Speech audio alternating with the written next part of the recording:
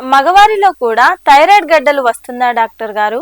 So మగవాళ్ళలో thyroid తక్కువ తయారయ్యేదాన్ని hypothyroidism అంటాము. ఇట్లా హైపోథైరాయిడిజం ఉంటే మగవాళ్ళలో కామన్గా వచ్చేది వెయిట్ గెయిన్, అంటే బరువు. ఏం తినకుండానే, ఆకలి లేకుండానే ఏం తినట్లేదు సార్ నేను ఆకలి లేదు కానీ బరువు పెరిగిపోతాడు అంటారు. ఇది కామన్ సిమ్టమ్, మగవాళ్ళలో బరువు పెరుగుతారు. రెండోది హెయిర్ ఊడిపోవడం. మామూలుగా ఎక్సెసివ్ హెయిర్, మామూలుగా ఊడేదానికంటే కూడా ఎక్కువ హెయిర్ ఊడిపోవడం కూడా ఒక హైపోథైరాయిడిజం యొక్క సిమ్టమ్. తర్వాత రోజు రెగ్యులర్గా నేను చేసుకునే పనులు కూడా చేయాలంటే నాకు ఒళ్ళు బద్ధకంగా ఉంది, మలబద్ధకము, ఇలాంటి ప్రాబ్లమ్స్ ఉన్నాయంటే వీటిని హైపోథైరాయిడిజం సిమ్టమ్స్ అంటారు రెగ్యులర్గా మగవాళ్ళలో.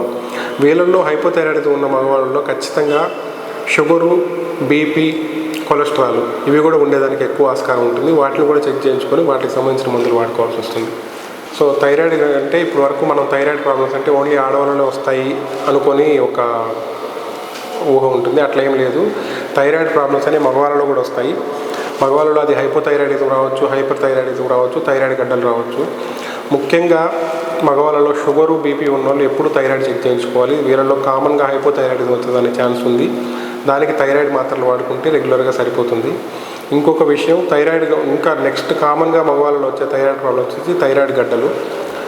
ఆడవాళ్ళలో అయినా కానీ థైరాయిడ్ గడ్డలు కొంచెం లేట్గానే చూపించుకోవచ్చు, కానీ మగవాళ్ళలో థైరాయిడ్ గడ్డలు వస్తే మాత్రం ఇమ్మీడియట్గా హాస్పిటల్లో కన్సల్ట్ అయ్యి స్కాన్, సూది పరీక్ష, బ్లడ్ టెస్ట్లు చేయించుకొని ఖచ్చితంగా థైరాయిడ్ గడ్డకి, ఒకవేళ మగవాళ్ళలో థైరాయిడ్ గడ్డ ఉంటే అది 100కి 90 నుంచి 95% ఖచ్చితంగా ఆపరేషన్ చేయించుకొని ఆ గడ్డ తీయించుకోవాల్సి వస్తుంది.